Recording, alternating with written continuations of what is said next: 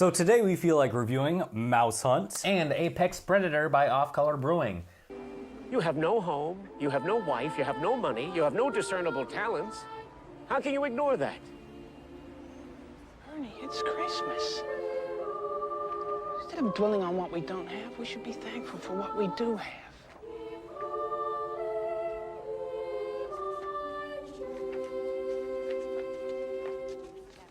We picked this film because it's a wonderful holiday film about family. And what speaks better about family than two schmucks?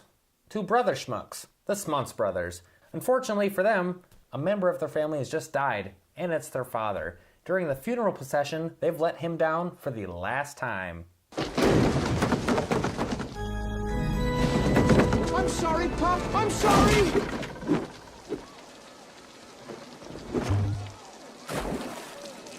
So the two brothers in question, we have Ernie and we have Lars. Problem is, they're on totally different wavelengths and they have huge trouble communicating.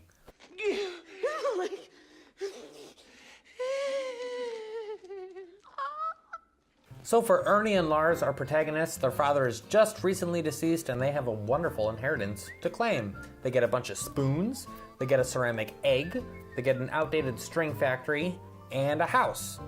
And they're like, well, this is total bullshit, so let's just continue what we're doing. Ernie goes to his job. He's a wonderful chef, and he cooks a wonderful, delicious, delectable French meal for the mayor of the city, who then dies because he ate cockroaches. Ew, look! A cockroach! On the other hand, Lars is offered a large sum of money for the string factory, and he turns it down because his father wants the business to stay in the family. He wants string, not ka-ching. After he turns down the offer, he returns home to his loving wife.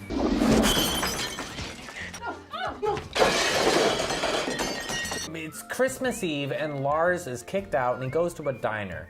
And he meets up with his brother, who's now working at this diner as the head chef or a kitchen cook or line cook or whatever.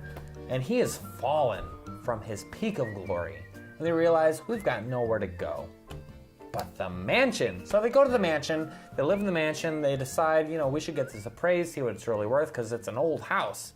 They get it appraised and find out that it is a LaRue. Charles Lyle LaRue. Charles Lyle LaRue. LaRue being an architect from the 1800s who has made fancy, beautiful houses that are worth a lot of money. They think, hey, we can make a ton of money, we'll be back on top, baby! They have a rich, fancy buyer who is a collector of LaRue, including the houses and shoes? LaRue, I have his books, I have his letters. Do you see these shoes? LaRue's? No, but I'm sure he would have loved them. Vegetarian snack. They've run into a host of problems, including the local pest of the house, which is a mouse. A mouse in a house.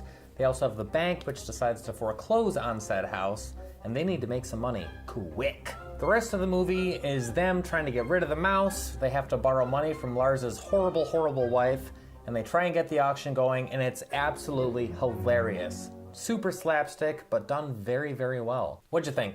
I thought this was a pretty great movie. I watched this as a young kid when it first came out in 1997. It had a bit of adult themes for me when I was young. Yeah. Oh, yeah. And parts of it were a bit awkward. Yeah, the one scene where Lars meets back up with his wife in the factory, as a kid, I was like, should I cover my eyes or... You look like you could use some warming up.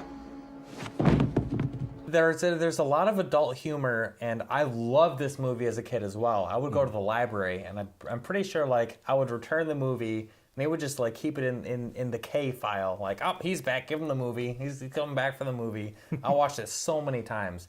But there's a lot of jokes that you don't pick up on when you're a kid. There's a lot of adult humor. So rewatching it was really, really great. We really need a ferocious feline, preferably with a history of mental illness. I'm talking one mean pussy. Yeah. The scene that comes to mind for me is when they're renovating the house, and he swings the hammer back. And he's like, uh-oh, I don't want to get in trouble. And so he immediately rushes to a window and he's cleaning it. I'm like, that's funny. It's very funny, but it's also very, very silly. You cannot take this movie seriously. It was never meant to be taken seriously. But if you watch it, you're going to love it.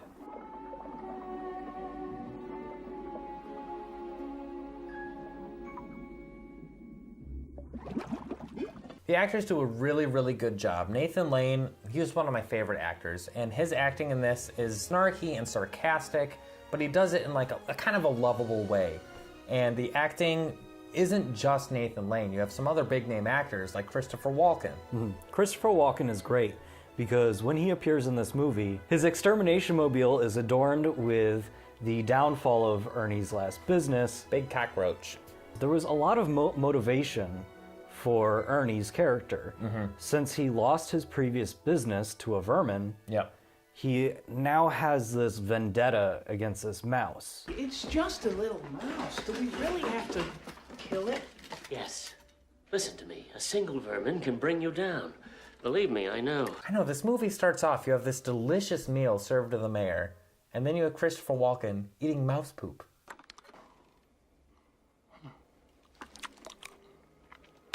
And for some reason, whatever reason, when I was a kid, I was like, you know, I'd probably eat that mouse poop too. Like, they look like little raisinets. Like capers? Yeah, like capers. If you ever have grilled cheese, just dump a bunch of mouse turds on it because that shit is good. Anyway, yeah, great film, super funny. What do you think held the film together as a whole? Well, we kind of came up with this theory while watching the movie. Our theory is that the mouse is actually possessed by the spirit of LaRue, I think the it's architect. reincarnation. Or reincarnation. Well, it's got to be something supernatural because there's no way that this mouse was alive this long. Right, so you have their father purchase the house, and the father purchased the house years and years and years ago. Like, the brothers, they'd never even heard of this purchase. And the previous owner was found locked in a crate. In the attic. Same way that Christopher Walken's character Caesar was found after his whole ordeal with the mouse. So this mouse very clearly has a vendetta against anyone who's interfering with the house. And he's been alive for that long, which mice don't live that long. No, they really don't. So there's something supernatural going on. This mouse has to possess the spirit of LaRue. Right. And he wants to stay in this house because it's his house. So we just finished watching Mousehunt. Now we're going to try a beer with a mouse on the label. Boom. This is Apex Predator by Off Color Brewing. I'm super excited to try it. I've tried a whole bunch of their beers, and they've all been pretty darn good. Little expensive, but well worth the cost. Absolutely. So let's give this a shot and see what we think. Charles. Ooh. Is That has a is that very... bad? No, that was good. It just took me back a little bit. It does have a little bit of a strong rubber band aroma.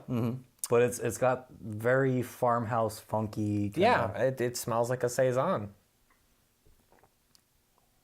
That is good.